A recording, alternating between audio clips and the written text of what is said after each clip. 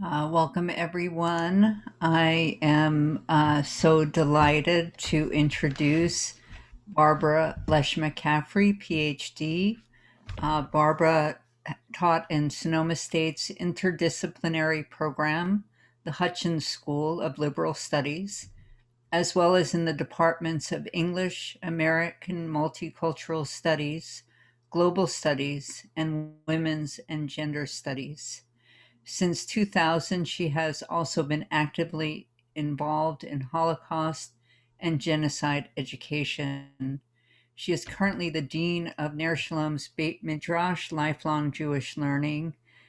She has worked tirelessly to put together tonight's event for all of us. And I also might say she has taken our fledgling Beit Midrash at Ner Shalom and brought it to a university level in quality and quantity. So grateful for all you do for our community. And Barbara is a wonderful teacher, and so blessed to be learning from you tonight.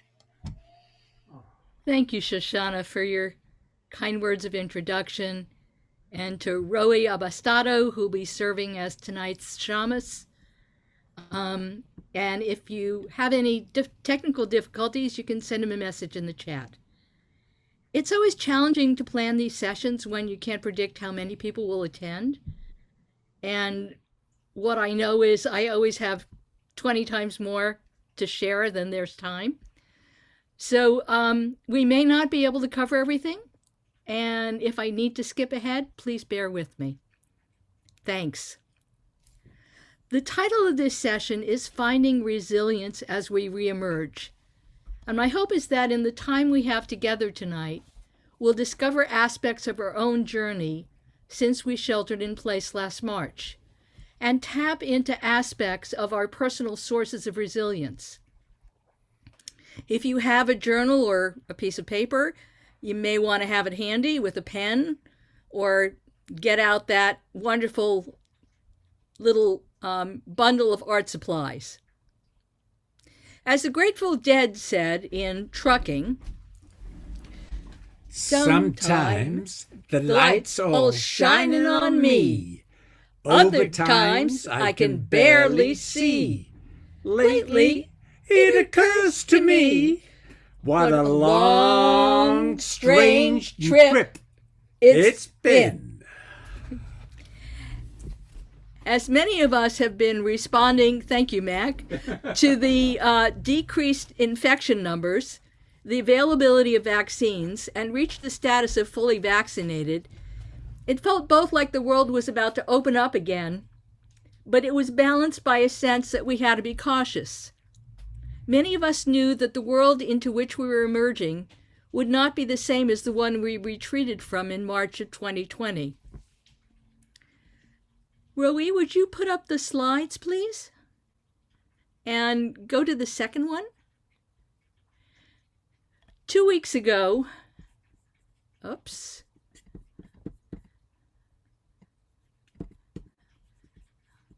I'm very sorry. 2 weeks ago, when Rabbi Diane Elliott spoke with us about This is the Day, the Poetry of Counting the Omer, she reminded us that tonight is the culmination of the journey from Pesach to Shavuot, from liberation to revelation. She spoke of it as a journey from katnut, or contracted awareness, to godlut, or expansive mind. I'm sorry, Roe, that's not working, so if you take that down, otherwise I can't see my script.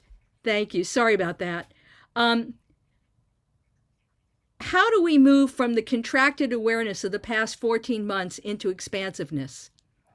Is something hampering us even as we hear the CDC change its rules about masking for those who are vaccinated? As we shift from sheltering in place to our post-pandemic lives, many of us are struggling, or is it languishing? In mid-April, I kept encountering the word languishing in articles on Facebook postings. It seemed to be everywhere, and I was intrigued. Anything but pay attention to the things in front of me.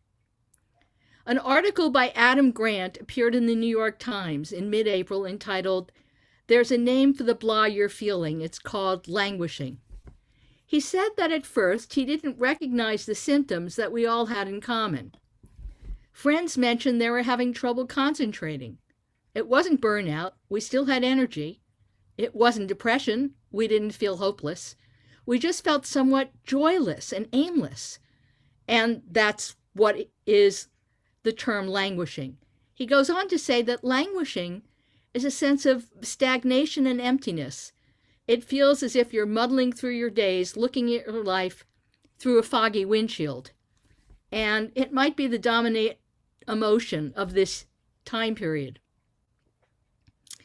As scientists and physicians work to treat and cure the physical symptoms of long-haul COVID, many people are struggling with the emotional long haul of the pandemic. It hit some of us unprepared as the intense fear and grief of last year faded. He goes on, in the early uncertain days of the pandemic, it's likely that your brain's threat detection system, called the amygdala, was on high alert for fight or flight. As you learned that masks help protect us, but package scrubbing didn't, you probably developed routines that ease your sense of dread. But the pandemic has dragged on, and the acute sense of anguish has given way to a chronic condition of languish. Does any of this resonate for you? Take a couple of seconds to think about this whole idea of where you are in this pandemic scale. And if you feel so moved, you might want to put something in the chat.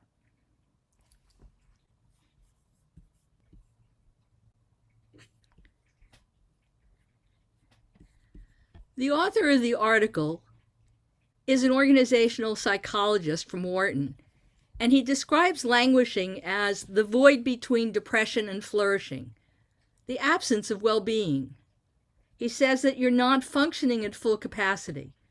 Languishing dulls your motivation and disrupts your ability to focus. I found the term fragmented attention to be especially useful as I managed to distract myself from a myriad of tasks rather than pulling this talk together. Last spring, during the acute anguish of the pandemic, an article in the Harvard Business Review described our collective discomfort as grief. Grant says that along with the loss of loved ones, we're mourning the loss of normalcy, grief. It gave us a familiar vocabulary to understand what had felt like an unfamiliar experience. Although we hadn't faced a pandemic before, most of us have faced loss, and some of us during this period. It helped us crystallize lessons for our own past, resilience, and gain confidence in our ability to face present adversity. This evening, I suggest we look toward our past experiences of emerging from adversity as clues to finding sources of resilience. After escaping servitude in Egypt and fleeing the Pharaoh's armies, the ancient Israelites found themselves on the shore of the Sea of Reeds, dancing to Miriam's timbrel to celebrate their survival. It was a moment of liberation. How did our ancestors cope with this change? I invite you, if you're comfortable in doing so, to close your eyes or blur your focus and take a few minutes to imagine what that must have been like. The escape, the race across the parted sea with the Egyptian army in pursuit, the wall of water. Now on the other side, the women begin to dance. What are the sounds and smells? How does it feel to have dry land underfoot with 40 years of wandering ahead? If you feel pulled, write a few words or a few lines And you can put those in the chat if you feel comfortable in so doing. Or you can take out your art supplies and respond, and we'll look at what you've created. And we'll just take a few minutes for you to sink into that. I'll share. I'm just struck by how unfamiliar the new territory is and how much I feel that way with coming out of COVID. Yeah. Thank you. Leah. I had, Shoshana, the same for me. Especially today, I attended a very moving memorial service in person with people I love. And it felt disorienting. It didn't feel real. It was a long awaited event to be with people in this setting. But it felt, you know, when you go to the Grand Canyon and it's so huge, it doesn't feel real. You can't touch it. That's the way I felt. And the feeling about coming out of the sea of reeds, when I really went into that, thank you for the reiteration, Barbara, was confusion and disorientation, which was pretty much the way I felt this morning, aside from really happy and sad at the same time. Thank you. Joanne writes, feeling like a ballerina, deftly moving from one space to the other, flowing, limber, ready for change, but it is all surreal. And then Shoshana talking about unfamiliar territory. Judith talking about trust to walk into the sea. Even though the path was clear, the water held back. Would it stay? Would God protect our passage? Elation, safely ashore. Pharaoh's army drowned. What lies ahead? I'll share, okay? For 30 years, I had a yoga studio. And when COVID came, I closed my yoga studio. And my whole life moved to Zoom, which is not the way I usually teach. I teach yoga from the inside out. And so I had to change my whole way of thinking. And now I have some students that have had shots and some students who don't believe in the shots. I don't know how to handle all the different disparities how people feel about these things. And I have found that I have more time at home and I don't have this big overhead of having a studio. And balancing is such a big act that I don't know how to balance everything. It's like I'm trying to find my balance. And if you get to the other side, is there sand on the ground? Am I sinking into the sand? Or do I walk forth? How do I stand perpendicular? How do I find that balance? It's been a real challenge for me. Thank you, Claire. Yeah. And, you know, I think I put this session together because I'm struggling with it myself. I sat at this memorial service today as far away from others as I could to protect myself until the person whose mother had died came up to me and needed a hug. Okay, I've not gotten that close to anyone other than my beloved in 14 months. What do I do? Do I let my fear get in the way of my love? And I think that we're all in that place, and that's some of what we have as an opportunity tonight to begin to unpack, to really look at where our resilience is and how we support one another. Joanne, did you want to say something? You know, I would say I have a fear. I didn't want to go to the sanctuary today. I don't want to be around that many people. My fear is that we don't know what the reality is. I'm not, so I don't know, you know, what's the truth? Am I really protected? So that's all I have to say is I don't know how to get over that because the science keeps changing. Yeah. It's making me think about the story about how Shavuot, we receive the commandments, we receive the instructions about how to live in this new reality that's so unfamiliar. And it feels like we're needing that playbook that we don't have yet.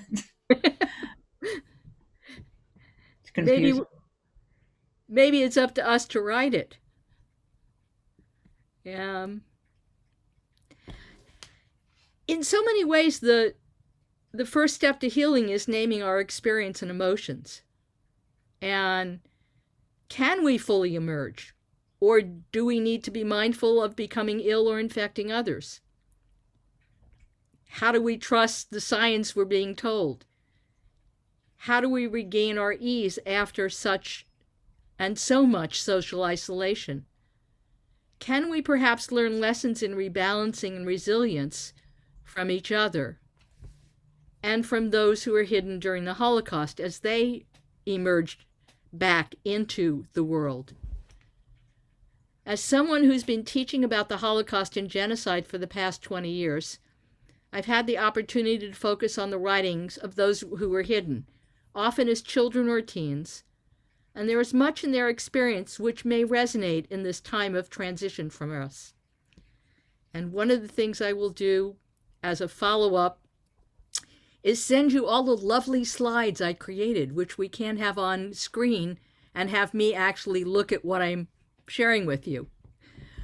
But one of the first people is Chaim Dasberg, who's a physician, and his essay was Children of the Holocaust Then and Now. He says, "We were taken from our homes, deprived of our childhood, and exposed to terrible and dangerous threats. Our parents were not able to protect us against a ruthless enemy. When the war ended, we returned to broken homes, to parents or to one parent, now a widow or a widower, to an adopting family or a caretaking family. These adults who were supposed to look after us in 1945 and after were themselves battered people, preoccupied and grieving. About half the children among us were taken in by orphanages and youth groups and moved from place to place, most eventually to Israel. Even the return to freedom was chaotic and confusing. We were a group apart. We were left as if still in hiding, and we hid deep inside our souls the yearning, the wish for an identity and to belong. This made me think about the ways in which we are also all still in hiding, whether it's behind a mask at the grocery store or hiding from our own sense of imbalance as we enter the post-pandemic world. Does his statement that even the return to freedom was chaotic and confusing ring true for you, pending or during this period of reemergence? Alan Berger, a scholar who looked at the literature of hidden children, says that the coping skills of the hidden children in the face of an unprecedented assault are an indication of the miraculous human capacity for resilience, which he describes as springing back after severe stresses. Shaul Friedlander, a beloved scholar and historian who himself was hidden, in his memoir, When Memory Comes, says, "When crises occur, one searches the depths of one's memory to discover some vestige of the past, not the past of the individual, faltering and ephemeral, but rather that of the community, which, though left behind, nonetheless represents that which is permanent and lasting." The question for me is, what in our experience during the last 14 months with our Jewish communities has been a source of strength? What other experiences have kept you connected? served as a source of solace or strength? From whence has your strength come? How have you made it to where you are today? And we'll take a couple of seconds, a couple of minutes you may want to jot a couple of thoughts down, and we'll harvest them when you're ready.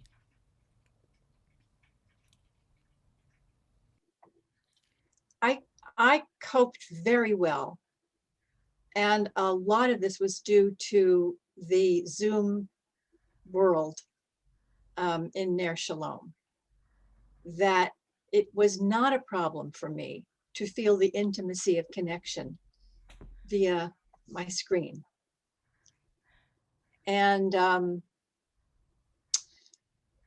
it was amazing. I was surprised, but I always found it to be a source of delight and strength, and really helped fend off isolation. I also must admit that I played a central role in my family's life during COVID. I helped my granddaughter with her school, and I was there 2 or 3 days a week, and I stayed over. We decided to be a pod. So I did not experience the isolation that most people did. I got hugs from my family. And we just decided to trust. We say, well, we think we're healthy, we're getting tested. And that was that. Yeah.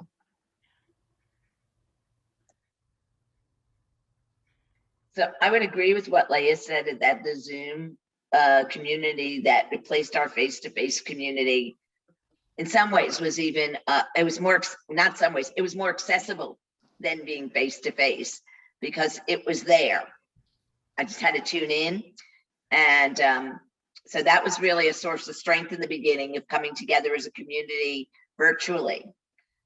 I also think because I was living out in West County in a little bit countryside, the spring was so incredible watching all the baby animals be born and with their mommies, and then the mothers teaching their kids, well, they, you know, whatever animal it was, you know, teaching them how to do things. And it was just amazing to me.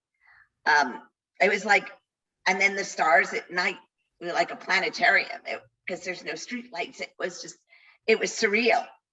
But I still feel very isolated. I'm a very outgoing person. I'm used to traveling all over the place, and I don't trust being out there with people. I don't know what's really going on because I've never have really known. So it's I feel more isolated now, I think, than I did during the main time. Yeah. Joanne, Jessica was saying in the chat that she's struggling with whether she can trust people when they say they've been vaccinated. Yeah, I saw that. Right. I don't care what people say. If they've been vaccinated, they could have. The vaccination's not 100%. Yeah. And there's new strains. And this is a very powerful virus, and it's mutating. And so I'm not ready to jump into the salad bowl yet. I'd like to share something. When you talked about, I kind of feel like this is a whole new thing for everyone, not only just in Sonoma County, but for the whole world. And to having a perspective that's sane and just and careful is all like new territory for everyone. It's not something a path that we've ever walked on. So it's kind of like finding that balance again, having a perspective that's healthy, that's whole, and who do we trust and who do we not trust. It's very difficult. It's difficult to know. So we have to be patient with ourselves, and we have to go day by day. And it's like maybe the federal government says you can take your mask off, but in Sonoma County, going by the county, it says you need to keep your mask on when you're indoors. You keep your mask on. So I kind of feel like finding a perspective that gives you where you feel the safest within yourself is probably the healthiest way to be in the world. And it's been a difficult year for everyone, but not just for all of us, it's the whole world. It's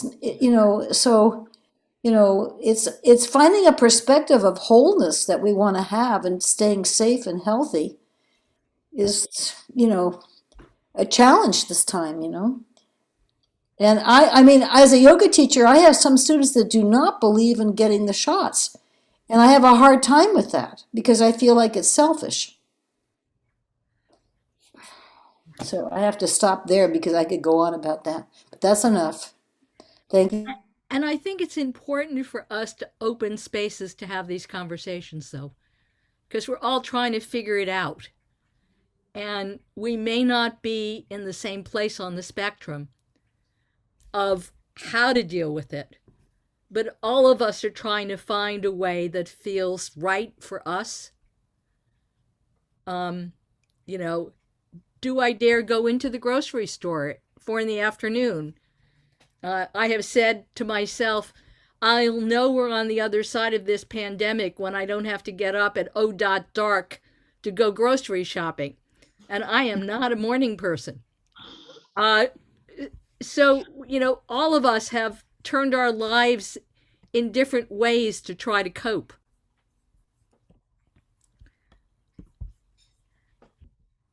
To go back to some of the insights, one of my favorites of all the people whose work I've had a chance to read is a woman named Magda Dennis, and her memoir is called Castles Burning, A Child's Life in War. She said, as in a fairy tale turned wicked, the world had revealed its layers of menace. The well-known streets through which we traveled had turned alien.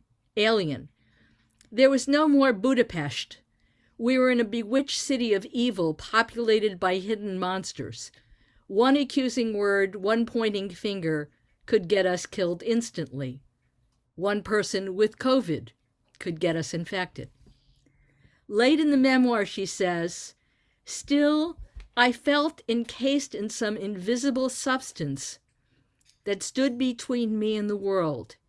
It was as if my eyes were not quite seeing what they saw, as if my feet touching the pavement stayed up in the air with every step. I did not believe my hands could actually grasp an object and feel its substance. To others, I probably looked normal, but I knew the world and I had ceased to be contiguous.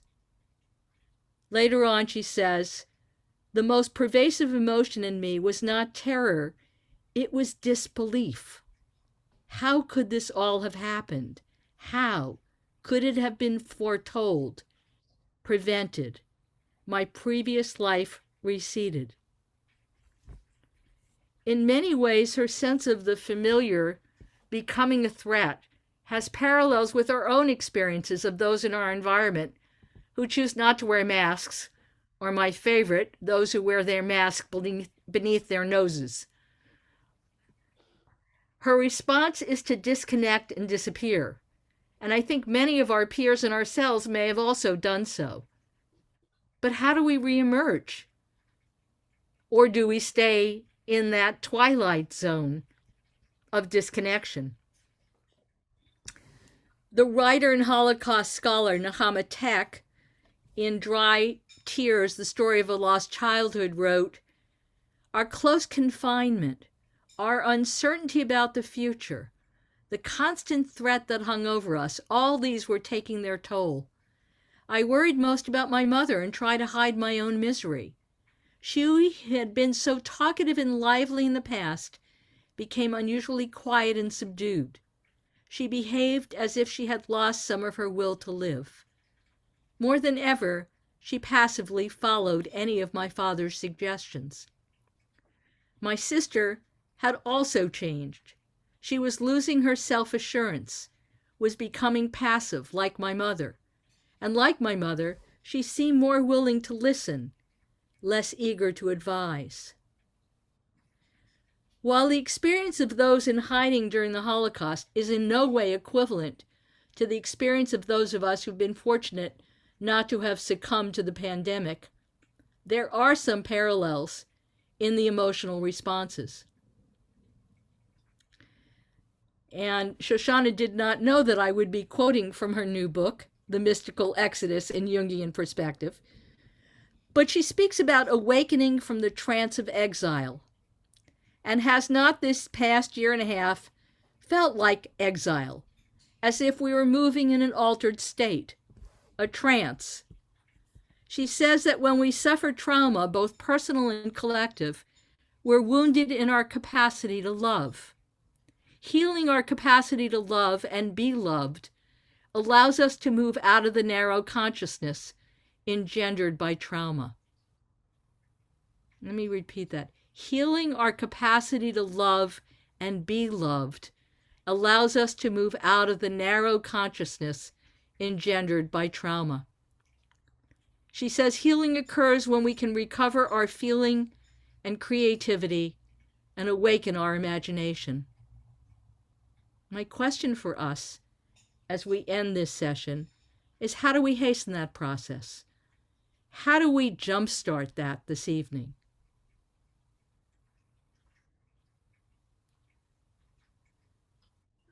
My thought initially was to go in a breakout room, but I think we're a small enough group that maybe we want to just stay together and do some thinking together.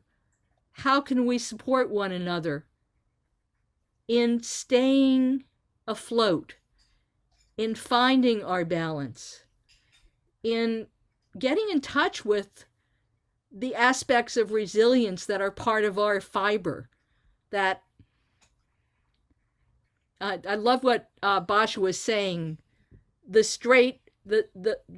strong back and the soft front that allows things to come in, that allows the grieving person the chance to hug us, even though we're concerned about the unknown virus that could do us in.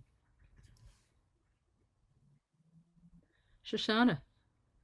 Yes, thank you, Barbara. And those narratives that you read from the people hidden during the Shoah were so moving. Thank you for that.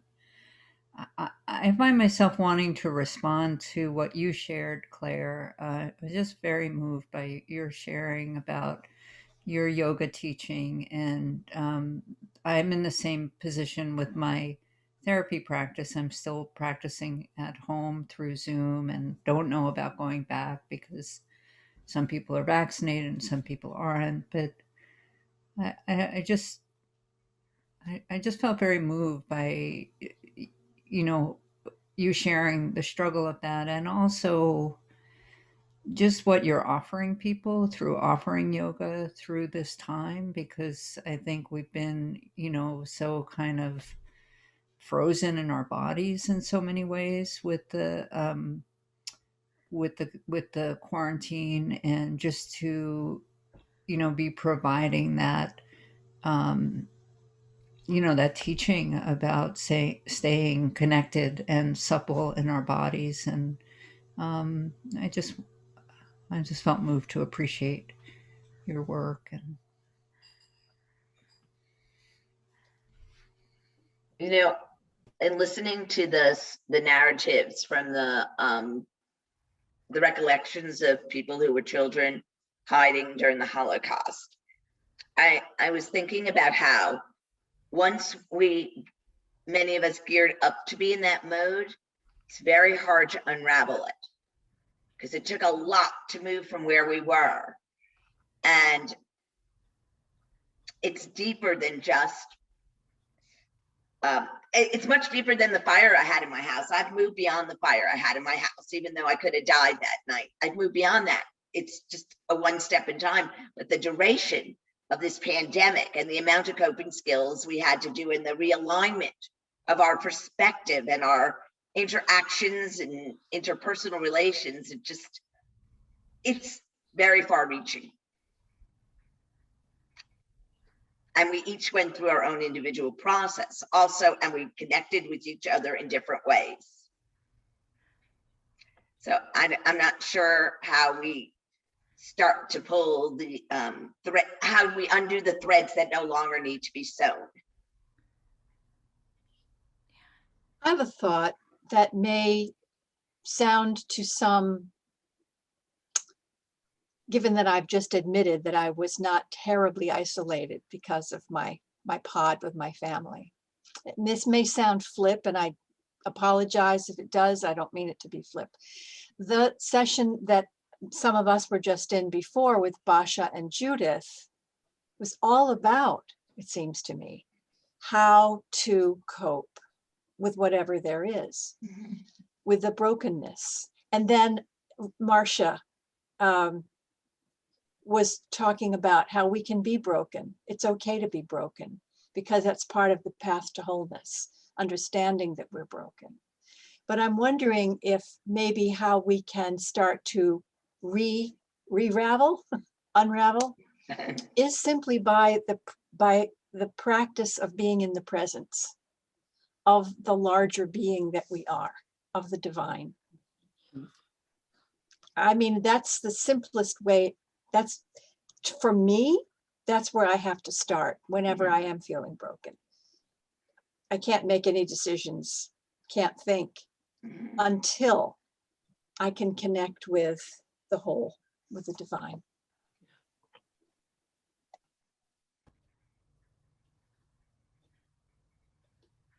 Something I'd like to say, and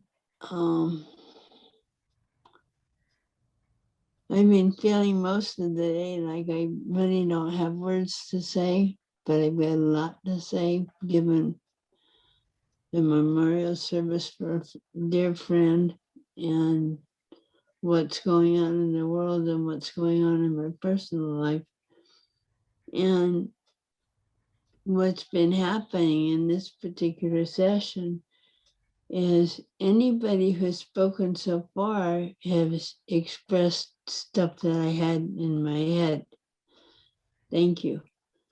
One of the things that hasn't been addressed yet, and I don't know if this is an appropriate time, but you're going to get it anyway. and that's, there are people like me who have been instructed not to take the virus vaccine. So what I do is I use, I think, a whole lot of common sense and try and keep my distance most of the time with folks and like that. But all I know is I ain't in charge. And I try and, like Leyl was saying, keep that connection with the divine and take it a day at a time. And that seems to work for me. And I really appreciate each and every one of you that's going about your business, living your life and making a difference in your community. Because there's so many people who don't have that opportunity or don't have the opportunity to take advantage of the services that you provide. So for that, I want to say thank you. And Miss Barbara, you're just the best. So thank you for this. You know, it's funny, I just had this, I'm not quite all together at the moment, but I just had the feeling that I needed to be in this session with you folks. And I'm really glad I came. Thank you. Because, yeah, it's just one of those days. Yeah. I want to respond briefly to Bareen, but I noticed that Dorit had her hand up. Bareen, you always connect us to our compassion. Thank you. And make us understand the choices that we make and the impact they have on others. And your ability to teach us to put that right arm, left shoulder, left arm, right shoulder, for those of you who don't know Bareen, and give yourself a hug. Absolutely. at the times we most need it. Absolutely. And I think we need to be mindful of the fact that we need to reach out to you Thank you. because it may take you longer to be able to be fully in the world again. And hopefully all of us get vaccinated so that you can be. Yeah. Yeah. Dorit, you had your hand up, I think. Yeah, but I'm done now. I can take that off. Yeah, so I'm thinking, of something that helped me in another time when I was in like intense crisis, and that really focusing on self-care, really making this my first priority. And I couldn't have gone through that time without that. And as I'm thinking about getting out of the pandemic, and okay, so I'm thinking aloud, so excuse me, but like when we were isolated, we were with ourselves. There were less opportunities to try to be like someone else because we were alone. And I think that's something precious that I want for myself to keep, like this thing of, not focusing on other people as I did before, keeping the focus on myself and inside and what's going on with me, as opposed to what's going on with other people. Wow. Any final thoughts? We're about at the end of our time, and it feels like we've touched a lot of grief. We've touched a lot of compassion. We've touched a lot of our desire to be community, and the importance of not pushing people away, but also taking care of ourselves. Are there other threads that maybe I didn't pull from this amazing harvest that we've created tonight?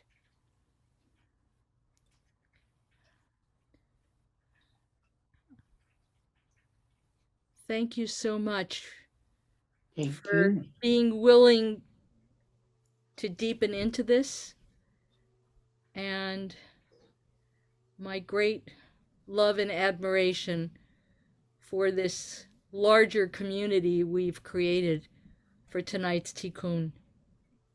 Absolutely. Thank you for creating this reflective space for us, Barbara. Absolutely. Beautiful. Thank you. Thank you, Roe, for shamasing us wherever you might be. It's so important that we've articulated so many things. I haven't heard them said out loud yet. So thank you, everybody. Yeah.